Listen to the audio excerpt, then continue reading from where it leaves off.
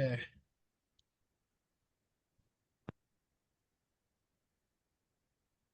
Baik, Assalamualaikum warahmatullahi wabarakatuh. Di sini kami yang beranggotakan oleh Arif Hisham Nabil, saya sendiri, kemudian Muhammad Faras, kemudian Nizar Abdul Fattah akan mempresentasikan dokumentasi tugas besar mata kuliah statistika. Nah, mungkin akan dimulai dari Muhammad Faras. Nah, untuk di sini, saya kebagian tugas untuk mencari dan membersihkan data. Pada bagian pertama ini, saya akan menjelaskan tentang pencarian dan pembersihan data yang kami lakukan untuk penelitian ini. Lalu, saya juga mencari sumber data dan tujuannya. Untuk penelitian ini, kami menggunakan data yang dikumpulkan secara daring dari berbagai sumber informasi yang terpercaya.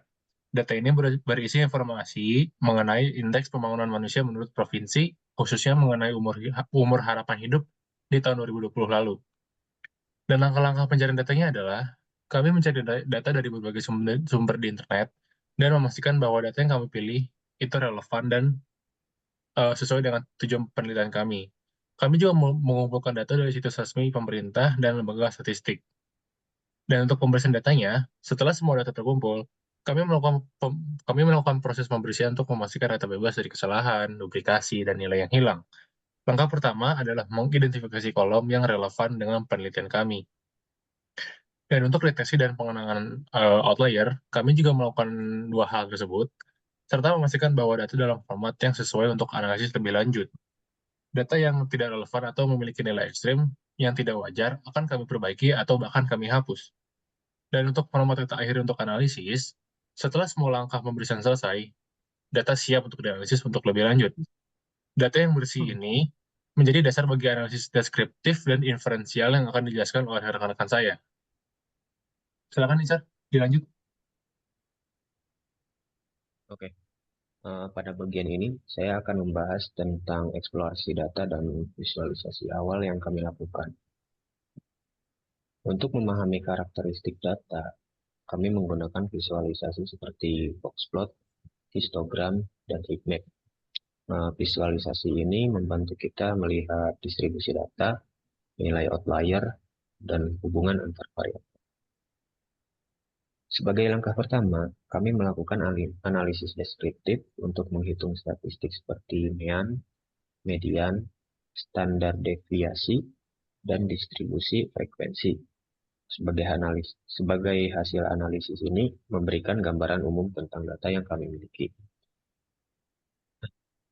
Saya juga akan menjelaskan proses uji hipotesis yang kami lakukan, seperti menggunakan software statistik untuk menjalankan uji hipotesis dan menghitung nilai P.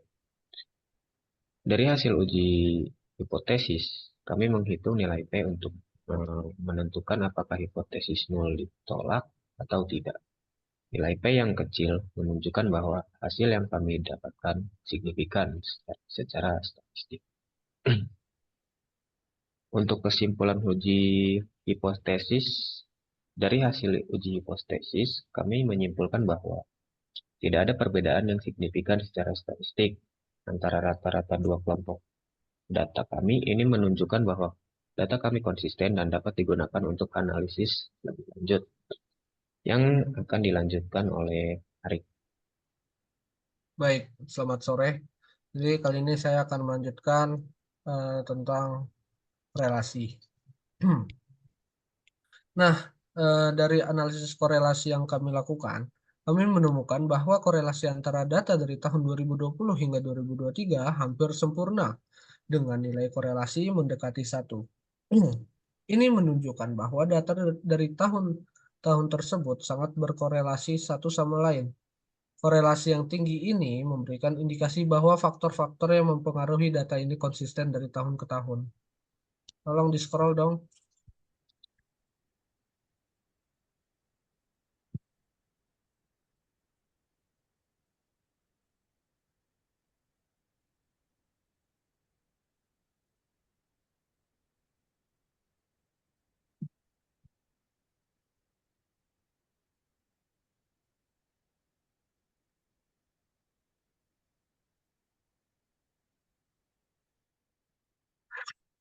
Anjing.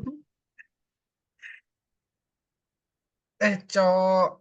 yang tadi juga nggak di scroll anjir. Ulang lah. Yang Nizar tadi juga nggak di scroll, Cok.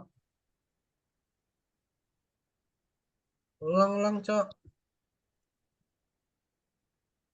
Yang lu tadi eksplorasi data juga belum di scroll, Ras. Itu Eksplorasi data eksplorasi tuh data. ini kan. Ya, tapi dia tadi jelasin di itu, Cok. Nggak di scroll dia.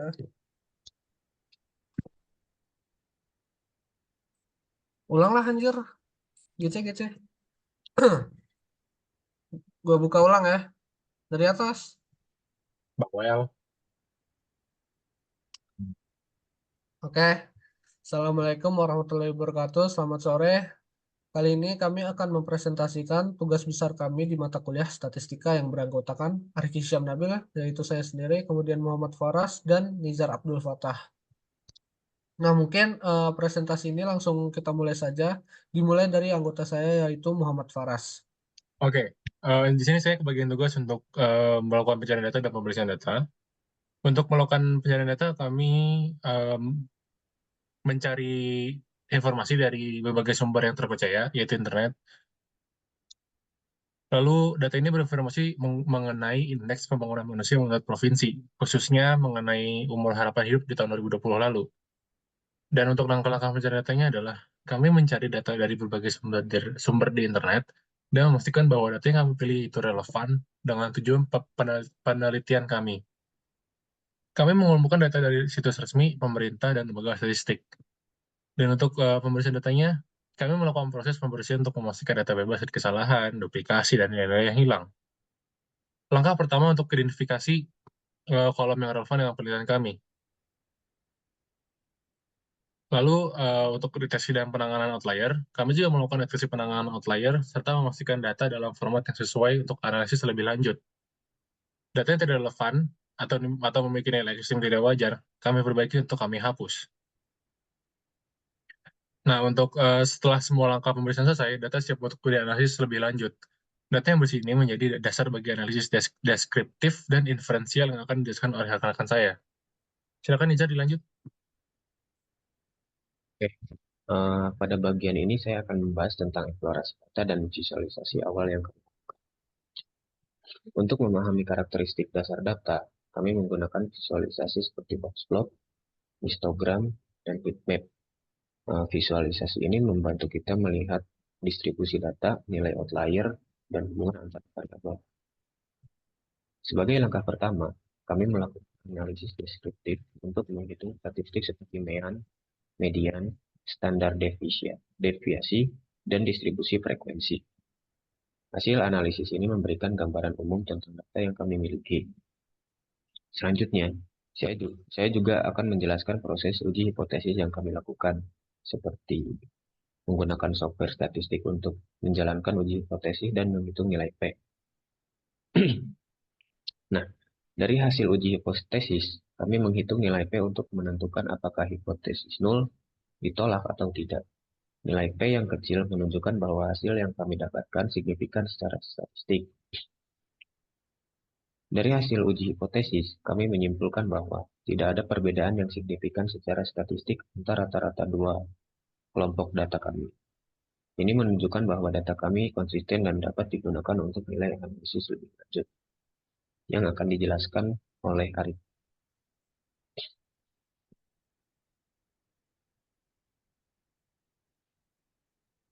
Arif, Baik, saya lanjutkan tentang analisis korelasi. Nah, dari analisis korelasi yang kami lakukan, kami menemukan bahwa korelasi antara data dari tahun 2020 hingga 2023 hampir sempurna, dengan nilai korelasi mendekati 1. Ini menunjukkan bahwa data dari tahun-tahun tersebut sangat berkorelasi satu sama lain. Korelasi yang tinggi ini memberikan indikasi bahwa faktor-faktor yang mempengaruhi data ini konsisten dari tahun ke tahun.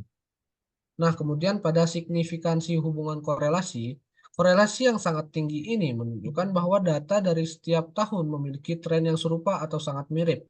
Selanjutnya, mari kita lihat lebih dekat pada hubungan korelasi dalam konteks yang lebih luas. Korelasi negatif yang lemah antara ID dan tahun-tahun menunjukkan bahwa ID tidak memiliki hubungan yang kuat dengan nilai tahun tersebut, yang berarti bahwa pengaruh ID terhadap data tahun-tahun ini sangat kecil. Kemudian setelah kita memahami korelasi antara variabel, kita lanjutkan dengan analisis regresi. Regresi linear ini membantu kita memahami bagaimana perubahan dalam satu variabel mempengaruhi variabel lainnya. Kami membangun model regresi untuk mengevaluasi hubungan linear ini. Kemudian model regresi yang kami bangun dievaluasi dengan mengukur R square dan mean square error. Kami juga melakukan cross validation untuk memastikan keakuratan model.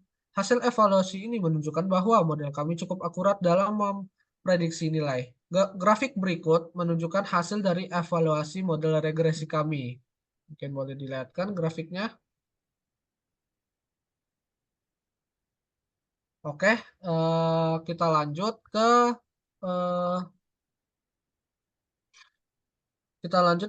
eh, grafik regresi linear. Nah, di grafik regresi linear ini menunjukkan hubungan linear yang sangat kuat antara data dari tahun 2020 dan 2023. Titik-titik data cenderung sangat dekat dengan garis regresi, menunjukkan bahwa model linear yang sangat cocok untuk data ini seperti yang kita lihat, garis merah menunjukkan garis regresi yang dihasilkan dari analisis. Nah, kesimpulan dari analisis regresi ini, kita dapat menyimpulkan bahwa ada hubungan linear yang sangat kuat antar data dari tahun 2020 dan 2023. Garis regresi linear menunjukkan bahwa peningkatan dalam nilai data tahun 2020 secara konsisten diikuti oleh peningkatan dalam nilai data tahun 2023. Hal ini mendukung hasil analisis korelasi yang telah kami lakukan sebelumnya, menunjukkan bahwa data dari tahun-tahun tersebut memiliki tren yang serupa. Nah, mungkin sekian presentasi dari kelompok tugas besar statistika kami. Jika ada kekurangan kami mohon maaf. Mungkin sekian dari kami. Wassalamualaikum warahmatullahi wabarakatuh.